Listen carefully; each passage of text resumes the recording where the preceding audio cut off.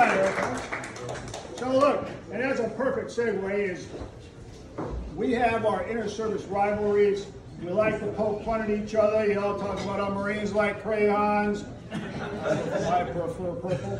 And that's all good, right? You know, and you run into an Army guy who wants to tell you that he's Ranger qualified, and you know, and then you run into the Air Force and they want to talk about golf and Good cues, baby, good cues. I'm talking about targeting and hitting the bullseye. They're like, yeah, I was like 2 foot from the cup the other day. And you got the Navy, and you know, well, you know about the Navy. And we got the Coast Guard, right?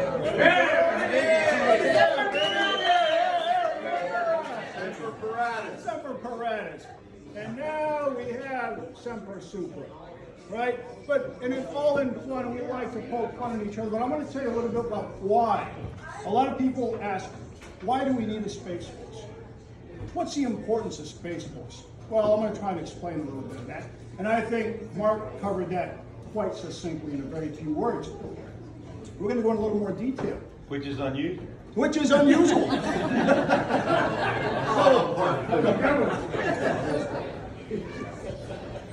So, you know, you go to Hollywood and you look no further than Star Trek, Star Wars, Armageddon, Elf.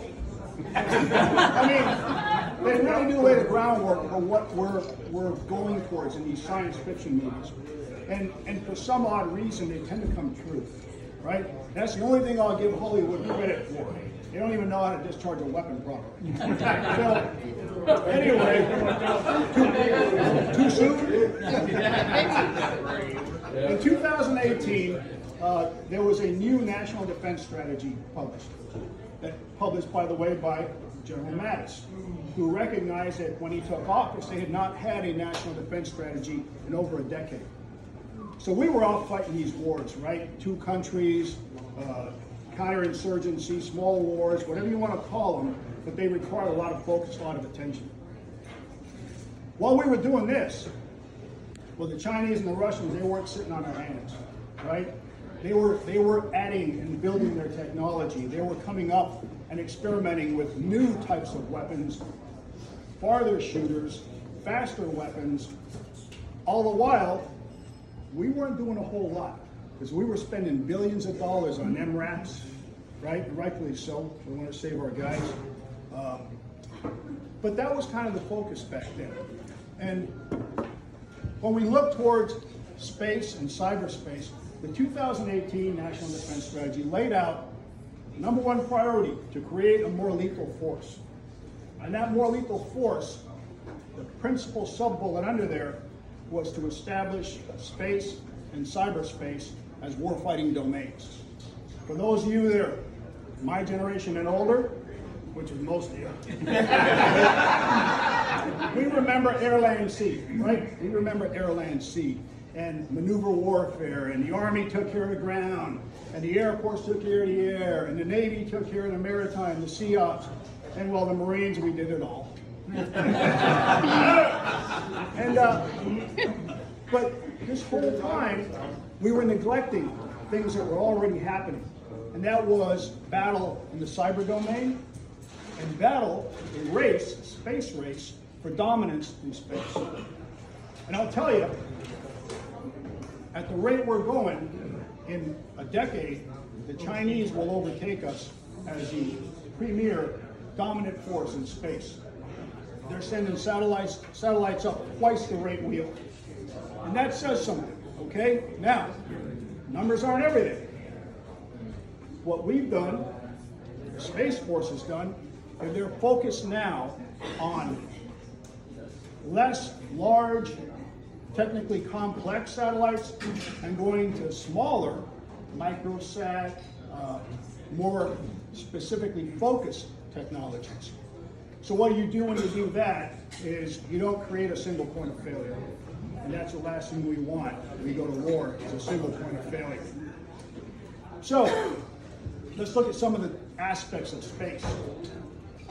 Dominance in space, spacecraft, right? advanced capabilities. What are spacecraft? They're nothing more than an unmanned system. And there are three critical components to a satellite.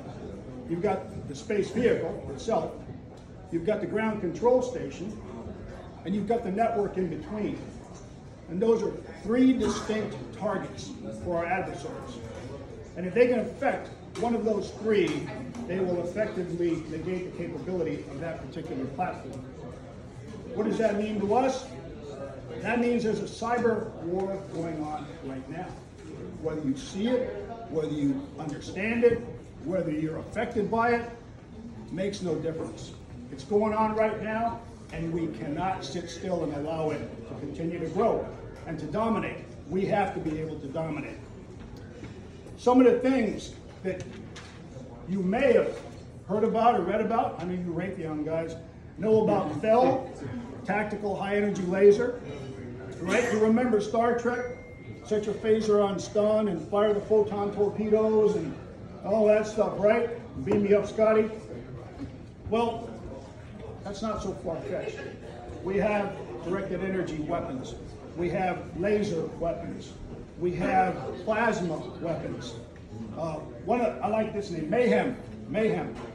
Magneto-hydrodynamic explosive munition. That's just cool to say, right? It's called Magneto. That's pretty cool. What this would do is an explosively formed jet of chemically molten metal that would penetrate armored targets. I imagine they could probably penetrate any satellite, right? But as we venture into space, we also have to consider low Earth orbit. Low Earth orbit is a domain of the evolving hypersonic weapons. Now, to get into the hypersonic club, you got to be able to achieve Mach 5. For those of you who don't know how fast that is, about 3,800 miles per hour. That's pretty fast. But that's just the ticket to get into the club. If you want to dominate in that club, you better be talking Mach 20 plus. That's fast, right? So that's one aspect, is what are we doing to achieve that weapon, to build that weapon, to make it effective? A lot of issues, right? Stability of the skin of the projectile, we'll call it a projectile, call it a vehicle, whatever you want. That's difficult, but there are people working on it. The other aspect is, how do we defeat those weapons? What if the adversary, what if our near-peer competitors, who used to not be our near-peer, now they're pretty much our peer. That's scary. What do we do to defeat those weapons? That's also a challenge that we have to focus on. How do you find, fix, track, target, engage, and assess something that's going Mach 20 plus? All right? Definitely a challenge. And if we don't dedicate a force to do this, then we're wrong. There are 5 other nations that have a space force. It's not a standalone branch. They are a branch of, a division of another force, aerospace.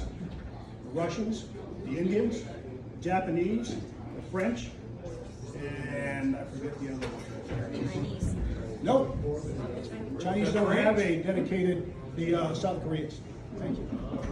So they have a space force. Most of those are pretty friendly to us. One's not so much, right? So, but that's the environment we're in. And if we neglected this any longer, they'd be eating our lunch. They'd be eating our lunch. So cyber domain, the Gray War, China building their own space station, believe it or not. Why do they need their own space station? We have an international space station. What are they up to? You gotta ask. You gotta ask. Okay? The race for space is here, my friends. And the United States has established and committed Space Force, specifically to combat operations in, through, and from space to influence the course and outcome of conflict. To Colonel Kiplett's point, we fight without space. It's a losing battle. We better be on top of our game. There are 13,000 Guardians right now, 13,000. Our son, we're privileged to have as one of those Guardians. His specialty is the cyber domain. He's currently going to school and going to another school here after the holidays to perfect his trade. So, Talk about the front lines of warfare. The cyber war right now is the front lines. We got another son of the Marine Corps, infantry, kinetic front lines. I would say that our other son, Gunner, Guardian, is on the current front lines of the Gray War, the Gray Zone, as they call it. So, you know, we can joke about inter-service rivalries, and we can have our fun. And quite honestly, that's all good. But when you talk about space, this is serious. I'm going to close now, and I'm going to pass it on to the Colonel. Before I do, I'm going to invite you to join us at the bar. And good morning, Buster.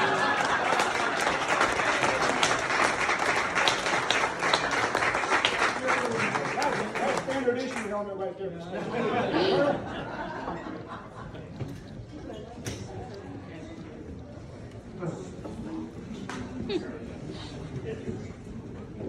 Man, what a pleasure to be able to follow Quinn and come back to Earth.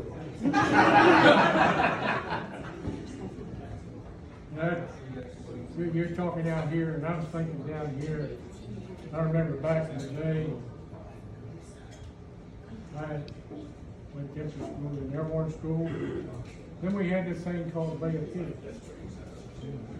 And so I had to race from airborne school overnight to Fort Devens to join my platoon, to be on standby at the Bay of Pigs. As you all know, we didn't do anything. They just talked about it. But that was a significant day. That was the 18th of December, 1962. Wow. What else happened that day? I was born. There you go. Hey, Steve. The little man. Oh my gosh. Oh, hell. Oh no. A little birthday gift for you. Some beer. We know you love beer. Some cookies. Hold on. Happy birthday, Space Force. Hold on. Why the hell is Casey's picture all over everything? Got some wallet sizes. Honey, get a Got a picture. glossy for the desk. Casey, You better not see those in the bathroom.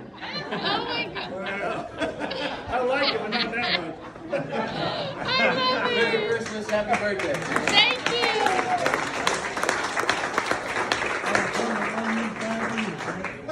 All right. Thank you, sir. Thank you. And look, this is the guy that did all this. He caused all this to happen. And man, we're blessed. And on that note, happy to join me in the bar. Hey, have fun. Wait, Hold on. We got a cake. wait. Where? Oh, it's in space. We got a cake. Hold on. Hey, look, you all get all them fancy big cake. We need to arrange it. Space Force got to set a new tradition. There it is. Right behind you, Bob. And a key lime pie.